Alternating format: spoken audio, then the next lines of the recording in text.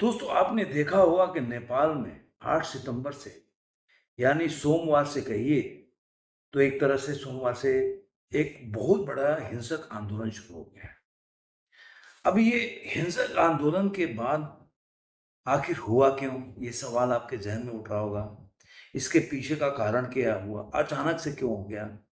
ये सब कई सवाल हैं जो आपके दिमाग में उठ रहे होंगे। लेकिन उसके पृष्ठभूमि में कुछ और भी बातें जो सोशल मीडिया पे चल रहा है या आपने देखा होगा इस रीजन में जैसे कि पहले श्रीलंका में ऐसे ही प्रोटेस्ट हुआ किस तरह से वहाँ पे जो जनता है वो राष्ट्रपति के घर पर तक हमला हो गया किस तरह से एकदम आंदोलन हिंसक हुआ। उसके बाद आपने पाकिस्तान में भी सेम देखा होगा ये किस तरह ये चुनी हुई प्राइम मिनिस्टर थे जो इमरान खान उनके साथ क्या हुआ कैसे बदला गया। फिर आपने यही बांग्लादेश में देखा कि बांग्लादेश में कैसा हुआ। फिर आपने अब देखा होगा कि नेपाल में ऐसा अचानक से क्यों? बांग्लादेश में तो अभी फिलहाल की घटना है। श्रीलंका भी बहुत पुराना नहीं है। तो ये सारी घटनाएँ जो विगत 1-2 साल के अंदर हुई है। और मैं एक और चीज़ बता दूँ कि इससे इस घटनाओं को जब आप गौर से देखेंगे या समझने का प्रयास करेंगे, तो आपको लगेगा कि ऐसी माहौल बनाने का इंडिया में भी कोशिश की गई थी। या किसान आंदोलन हुआ सो कॉल्ड जो बोल सकते हैं। उसके अलावा जिस तरह से शाहीन बाग हुआ, तो इस तरह के आंदोलन से एक बोल सकते हैं कि एक फीलिंग तो आएगी आपको कि इस तरह का जिस तरह से आपने देखा होगा किसान आंदोलन का लाल किला पे किस तरह झंडे फहराए गए, भारत का तिरंगा उतार कर उन्होंने अपना झंडा फहरा दिया। तो उस समय किस तरह दिल्ली की सड़कों पर ट्रैक्टर घूमने लगे, तो एक तरह से देखा जाए तो इस तरह का एक टेलर था वो। अब यहाँ सक्सेस उस तरह नहीं हो पाया, उसके कई कारण हैं। तो हमारा वीडियो आज उस पे नहीं है, लेकिन मैं एक रिमाइंड कराना चाहता हूँ या आपकी याददाश्त में जब हम ये जर्नी शुरू करेंगे ना इसके बारे में, तो आपको एक पूरी बैकग्राउंड तैयार करके कि ये आखिर ये इस रीजन में ऐसा क्या हो रहा है। अब इसके कई आकलन हैं कि कई लोग बोलते हैं कि इसमें जो नेपाल में हो रहा है चाइना और अमेरिका का वार है। यही आपको देखने को बांग्लादेश में भी मिलेगा। यही आपको पाकिस्तान में भी लोगों को मिलेगा कि पाकिस्तान में भी ऐसे ही कुछ बातें चल रही थी। अब ये आंदोलन क्या है? आपने 6 महीना पहले देखा होगा कि हिंदू राष्ट्र की माँग के लिए एक बहुत बड़ा मतलब रैली या जुलूस आंदोलन शुरू हुआ था। वो उतना इस तरह से सफल नहीं हुआ। लोग आए उसमें। उनका मानना था कि जो देश की संस्कृति है, मैंने नेपाल की संस्कृति जो है, एक सेकुलर फॉर्म का जो गवर्नमेंट है, वो उसको गिराता जा रहा है और जो इनके नेता के लोग हैं, वो करप्शन में, भ्रष्टाचार में व्यस्त हैं। हमें राजा को दोबारा वापस लाना चाहिए, जो ज्ञानेंद्र साहब उनको। ये उतना सफल नहीं हुआ। लेकिन एक माँग, एक सुबोहाट थी कि कहीं न कहीं हिंदू राष्ट्र की माँग थी।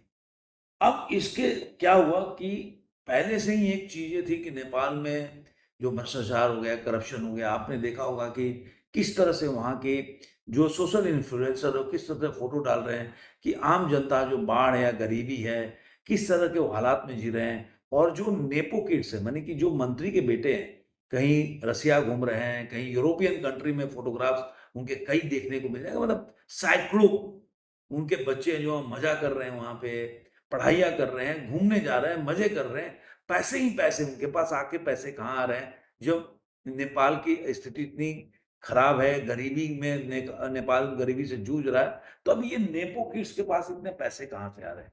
ये एक बोल सकते हैं कि एक बहुत बड़ा पहले से सुगबुआ रहा। अब जब सुगबुगाहट था तो उसमें कई लोग थे जो शामिल हुए। एक बालेंद्र शाह हैं, जो काठमांडू के मेयर हुए 2022 के करीब में, इन्होंने चुनाव लड़ा था। ये कर्नाटक से सिविल इंजीनियरिंग किए थे। मैं क्यों बता रहा हूँ कि जानिए कि इसके पीछे अचानक से कैसे हुआ। और ये रैपर भी हैं और सोशल मीडिया पे 4 मिलियन से ज़्यादा इनके फॉलोवर हैं। ये जब 22 अब 4 मिलियन मतलब 3 करोड़ नेपाल की जनसंख्या, उसका 14% लोग इनके फॉलोवर हैं। इन्होंने जब चुनाव लड़ा, उसके बाद से 32 साल की उम्र में जीत गए और जीतने के बाद इन्होंने एक सोशल मीडिया पे एक अवेयरनेस फैलाया कि देखो किस तरह से नेपाल में लोग जो हैं भ्रष्टाचार करप्शन फैला हुआ है, नेपाल जो आगे नहीं बढ़ रहा है और जो मंत्री के बेटे हैं, बेटी हैं, वो विदेशों में मज़े कर रहे हैं, वो पैसे उनके पास है, हमारे पास पैसे नहीं, आम पब्लिक के पास कोई पैसा नहीं। इसमें आपने देखा होगा कि जो रवि लालजानी हैं, जो पूर्व डीपीपीएम भी थे और राष्ट्रीय स्वतंत्रता पार्टी के फाउंडर भी थे, उनका भी सपोर्ट हासिल है। सदन गुरु जो कि एक एनजीओ चलाते हैं, 2015 में आए और हामी नेपाल करके एक एनजीओ बनाया था। वो भी इस प्रोटेस्ट को देखा जाए तो नेतृत्व कर रहे हैं। उन्होंने एक पोस्ट भी डाला अभी कि हम अपनी आवाज उठाएंगे, मुठिया भींचेंगे, हम एकता की ताकत दिखाएंगे, अपनी शक्ति से बताएँगे, इस तरह का उन्होंने एक बताया। और इसी वजह से क्या हुआ कि जब ये चीज़ें चल रही थी, पहले से ये चीज़ें चल रही थी, ऐसा नहीं कि अचानक अब लोग बोल रहे हैं अचानक। तो मैं मानता हूँ कि ये सुगबुगाहट पहले से थी। आपने देखा होगा गाँव में गोबर की जो कंडी होती है, उसमें आप जब आग लगाएँगे ना तो धीरे-धीरे सुलगती है, अंदर से धुआँ केवल निकलता है। और धुआँ आपको पता नहीं चलेगा ये कब आग जब आग पकड़ ली जल्दी बुझती नहीं है। तो आग बाद में दिखता है धुआँ, तो धुआँ आपको दिख रहा था लेकिन इसमें आग में घी डालने का काम क्या किया, जो 26 सोशल मीडिया है उस पे बैन लगा दिया सरकार ने। उन्होंने बोला कि ये राष्ट्रीय सुरक्षा के लिए बैन किया क्योंकि ये लोग राष्ट्र विरोधी चीज़ें बना रहे थे जिसमें राष्ट्र के खिलाफ काम कर रही थी, इसलिए उन्होंने बैन कराया। अब ये जब घटना घटी जिसमें कि व्हाट्सएप है, इंस्टाग्राम है, यूट्यूब है, फेसबुक है, इसको लेके 26 बुक है, लेकिन टिकटॉक पे बैन नहीं। उन्होंने बोला कि इनके साथ करार है और यही वजह है कि जब 26 सोशल मीडिया बैन होता है जेन जी। अब ये जेन जी क्यों बोलते हैं कि जनरेशन जी, जो 2000 के बाद पैदा हुए लोग हैं, उनको जेन जी बोला जाता है। तो वो लोग ज़्यादा जो सोशल मीडिया पे काफ़ी इन्फ्लुएंस होते हैं। ऐसे तो देखिए काफ़ी उम्र के लोग भी होते हैं, लेकिन इनकी संख्या ज़्यादा है। ये लोगों को लगा कि हमारी आवाज़ दबाने का प्रयास किया जा रहा है, क्योंकि जो करप्शन है, भ्रष्टाचार है और जिस तरह से नेपोटिज़्म चल रहा है, उसके खिलाफ जो सोशल मीडिया पर हम आवाज़ उठा रहे हैं, उसको दबाने का प्रयास किया। और ये आग ऐसे भड़क गई कि आज के टाइम में कम से कम 25 लोग मारे गए और काफ़ी लोग 200 से ज़्यादा लोग घायल बताए जा रहे हैं। पुलिस ने फायरिंग भी की है। संसद, सुप्रीम कोर्ट को जला दिया गया, मीडिया हाउसेस को जला दिया गया। पूर्व प्रधानमंत्री जो हैं झालानाथ खनाल, उनकी वाइफ को जला दिया गया। तो ये चीजें जो अचानक से चलने लगा और ये एक इस तरह से ऐसे आ गए सड़क पे कि आखिर जो यहाँ के जो प्रधानमंत्री हैं, उनको इस्तीफा, होम मिनिस्टर हो गए, सबको रिजाइनेशन पहले लोग तैयार नहीं थे, लेकिन बाद में सबको, कोहली को भी रिजाइनेशन देना पड़ा। अब तो खबरें आ रही कि शायद वो बाहर भी भाग सकते हैं यहाँ से। तो ये सारे लोग आज के टाइम में मतलब परेशान हैं और भागने के फिराक में हैं। जैसे केपी शर्मा जो ओली हैं, उनको रिजाइन भी करना पहले तो नहीं चाहते थे वो। तो एक तरह से देखा जाए तो ऐसे लोग जो पहले से एक भ्रष्टाचार के खिलाफ एक लोगों में एक आक्रोश था, तो इन लोगों ने उसको एक प्लेटफ़ॉर्म दिया या उन उन लोगों ने उसको समझा, उसको उसको हवा दी या जो भी बोल सकते हैं आप। और इसके बाद से ये लोग उसके खिलाफ खड़े हो गए और एकदम ये काफ़ी बड़ा भयंकर हो गया। मैं इसको अगर देखा जाए तो बांग्लादेश से तुलना नहीं कर सकता, क्योंकि बांग्लादेश की स्थिति और यहाँ की स्थिति में थोड़ा-सा अंतर है।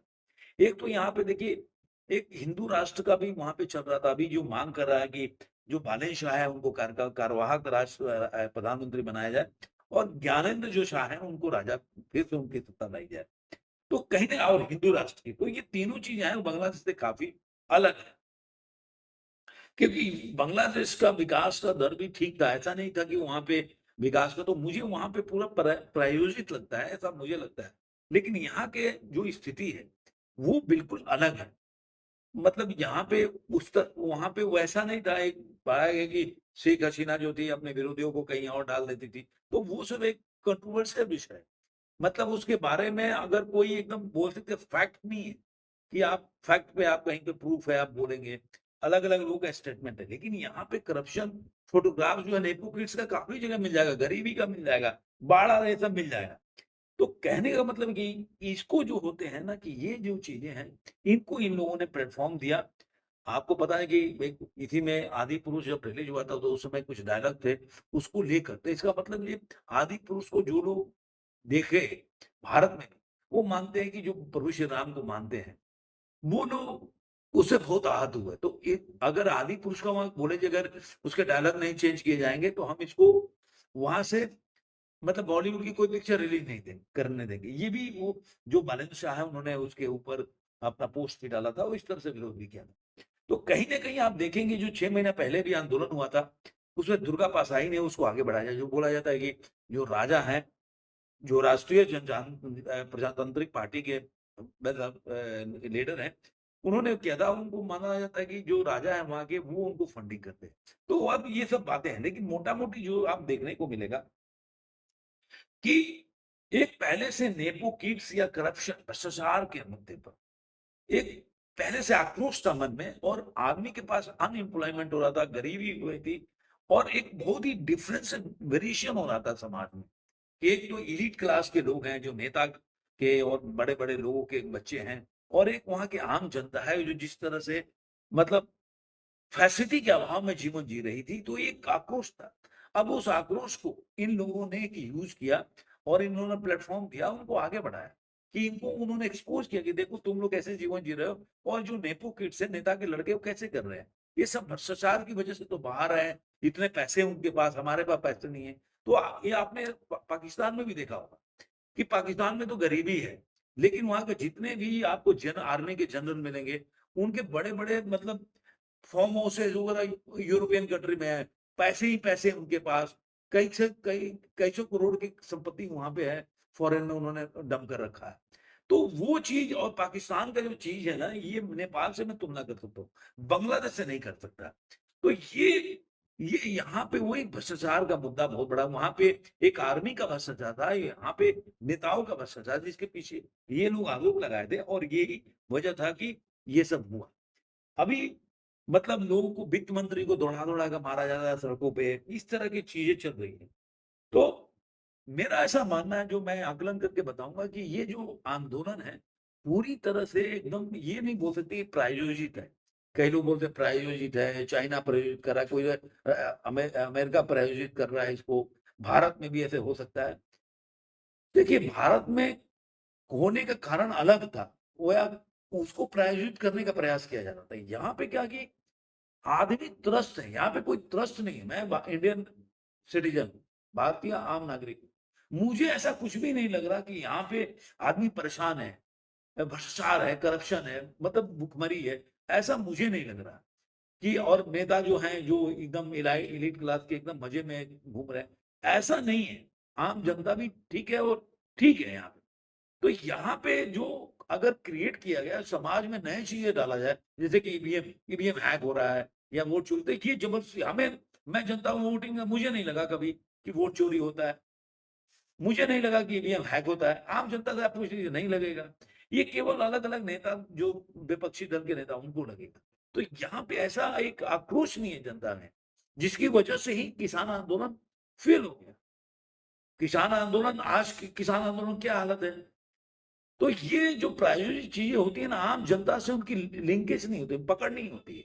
तो कुछ समय के लिए उनको आप उठा सकते हैं, लेकिन हमेशा के लिए नहीं कर सकते। तो इसलिए वहां यहाँ पे करप्शन एक मुद्दा नहीं था, इस तरह से मुद्दा नहीं था। जब करप्शन मुद्दा था तो अरविंद केजरीवाल जीत गए, तो केवल एक जगह पे जीते, पूरे भारत में आंदोलन नहीं होने लगा।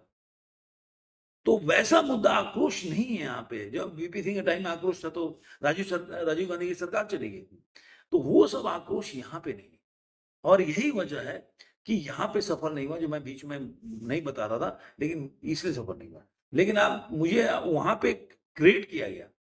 अब यहाँ पे क्रिएट किया सफल नहीं हुआ क्योंकि आप, और वहाँ पे क्या ना कि धर्म के नाम पे उनको एक जगह लाया गया बांग्लादेश में, और उसके नाम पे उनको मोटिवेट किया गया और चीज़ों को अलग-अलग तरीके से, कुछ बार आपको बाद में पता चला कि बाहरी लोग कैसे उनको उसको नेतृत्व किया, जो ये स्टूडेंट भी नहीं थे, वो सब आया बाद में। तो वहाँ पे क्रिएट किया गया। ऐसे ही आप बोलेंगे कि पाकिस्तान में भी मतलब हाँ, ठीक था, मतलब 50-50, कुछ लोग आक्रोशित थे और करप्शन से, और वहाँ पे ऐसा चलता रहता वहाँ का पहले से। तो हर देश का अपना सिचुएशन होता है उसके हिसाब से। यहाँ पे मुझे ऐसा लग रहा है कि पहले से एक सरकार विरोधी आक्रोश था, उसको लोगों ने यूज़ किया जिसकी वजह से आज नेपाल की ये हालत है। आपको ये वीडियो कैसा लगा ज़रूर कमेंट में बताइएगा और मैं नज़र बना के रहूँगा इन चीज़ों पे जैसे-जैसे वो अपडेट आएगा तो आपके साथ ज़रूर शेयर करूँगा। धन्यवाद मित्रों, फिर मिलेंगे किसी और वीडियो में आज के लिए।